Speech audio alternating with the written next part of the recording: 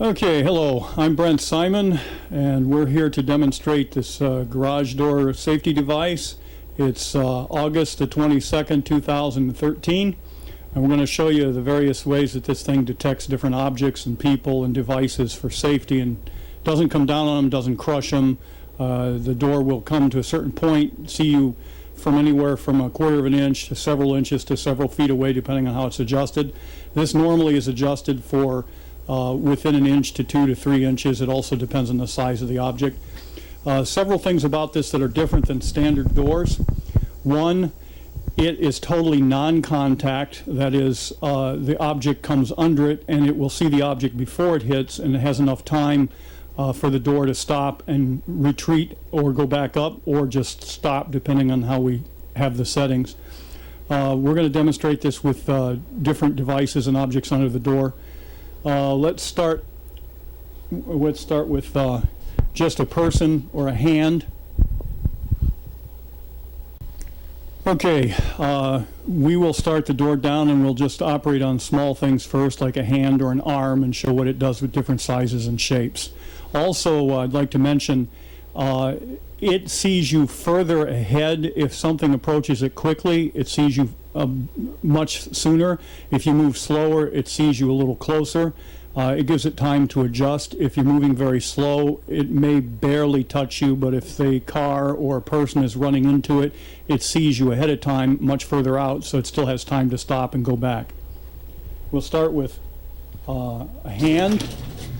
Wave a hand under it and see what happens here. It stops and goes back. There were several inches, maybe 3-4 inches in between.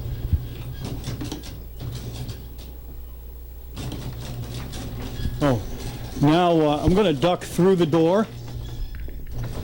You can see if somebody were racing in the door, it would stop and go back up.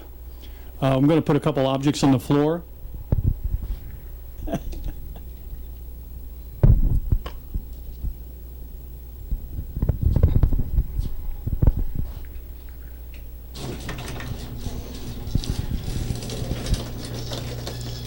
This will see water, people, animals, pets, bicycles,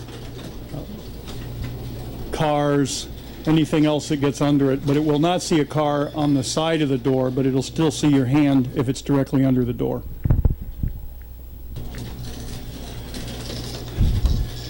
And in this case, we have a jar laying on the side, happens to have some water in it.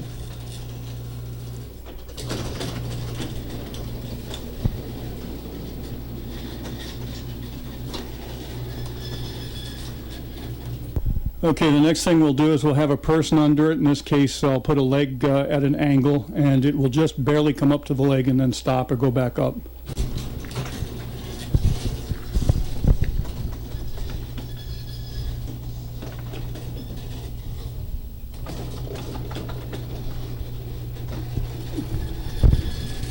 As you can see, it saw the leg without touching it.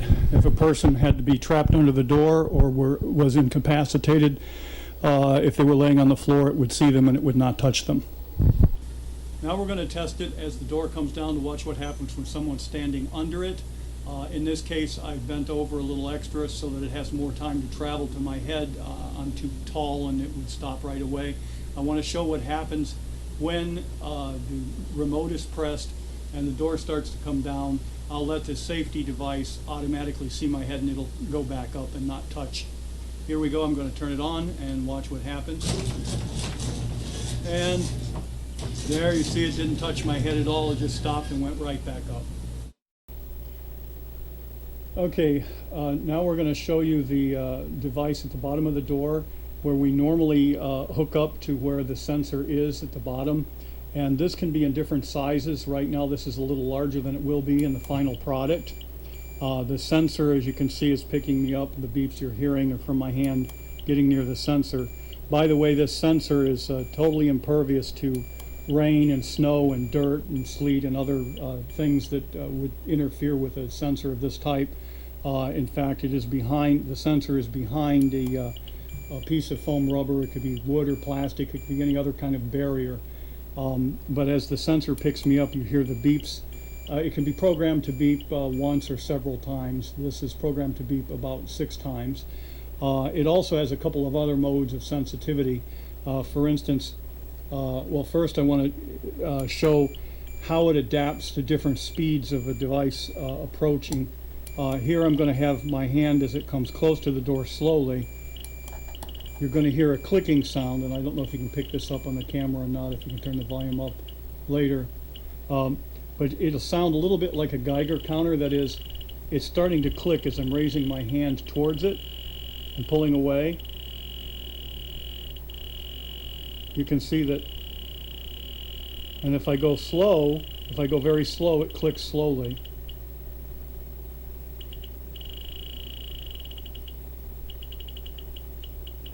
If I go slow in, it clicks slowly. But if I go fast, so the more clicks it sees, the more it can count those clicks on a computer and say, hey, this guy's moving really fast. I need to zoom out and pick him up at a distance. If it's slow, it may pick me up at a closer pace. But that can be adjusted in the circuit. Then there's another mode of sensitivity where it's less, which if you'll see here now, it won't start clicking until I get a lot closer because I'm in a less sensitive mode. Here you almost have to touch it before it'll pick me up. In the case of a car, if a car is several feet away and I'm in the more sensitive zone, I will see the car several feet away. So if a car is racing towards a gate or a garage door, it sees it way ahead of time and backs up before the car runs into it. So that's a feature on this device. Okay, I think, oh, one last thing on this. When this is sold in final product, we intend to miniaturize it further. There are a couple circuit boards on this, but this entire system can be put in a small integrated circuit, a custom IC, which would also make the device several times cheaper and make it more usable on several other products. We can also use this on things like windows for cars, car doors, living room doors, front and back porches of houses, windows for security devices. So this sensor could be used multiplied, many areas that it could be used in. Also in cases of alarms, this can be put behind the window or even behind the concrete of a basement window of a house on the inside, and it will see someone who's loitering on the outside window standing there a foot or two away from the window. And if they stand there more than a couple seconds, you can set off an alarm. You know someone's nearby that shouldn't be there. Okay, the front of the car bumper is approximately 5 inches away from the door as the door comes down. In this video, we're going to show that as the door comes past the car bumper, it still ignores the car, but if you were to put a hand or a foot or someone's laying under the door, it would still see them, miss them, and go back up without touching them.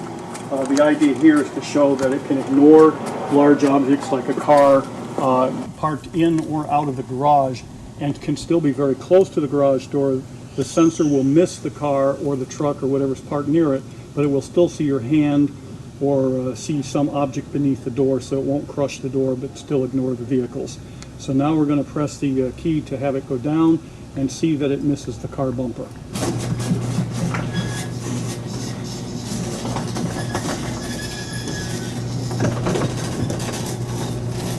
As it goes down past the car and it sees the floor, it goes back up and it continues to pass the top of the car without being tripped or triggered.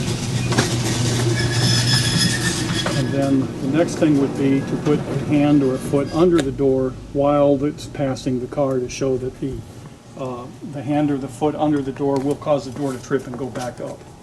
So now with the car at the same distance as it was before, the bumper will not trip it, but if I put a hand or a foot underneath, it will. First I'll let it go down, and then after it passes the bumper, I'll put my, now I'll put my foot in. And notice it saw the foot under the door, but it ignored the bumper. Okay, now we're going to demonstrate that as it comes past the bumper, it'll still miss the bumper of the car, but because I'm under it, it'll see my back, and then it'll stop and go back up. So I'm going to turn it on and then let go of the remote control. With the remote, I'm putting the remote down and adjusting the speaker under the door. And noticed it saw me, but it did not see the bumper of the car. As was previously shown a little bit earlier, we had the car bumper next to the door, so as the door came down, it ignored the car bumper, but it still saw a person underneath it. Now we're showing what happens if the car is under the door. It should see the car and go back up and not touch it or get very close and go back up. So now the car will start, or the door will start down. Now we're going to leave it up to the sensor to pick it up and go back up. As you can see, it sees the car, it beautifully misses the car and goes back up. But if the bumper were right next to it, it would still ignore it parked next to it. Cool. Okay, now we're going to demonstrate if someone happens to be laying on top of the car, what happens as the door comes down. If they're beneath the door, it will still miss the person completely as the door comes down. So I'll start the door down and I'll let the sensor do the job.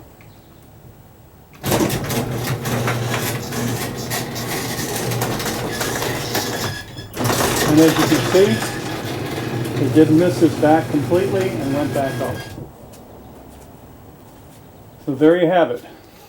It senses objects in the proper path to keep from harming them, but it doesn't sense the objects that need to be there when they're supposed to be there. And this is good both for garage doors and for other types of technology. You'll find it is also good for other types of alarms, which we'll discuss at another time. Thank you very much, and I hope you enjoyed the video.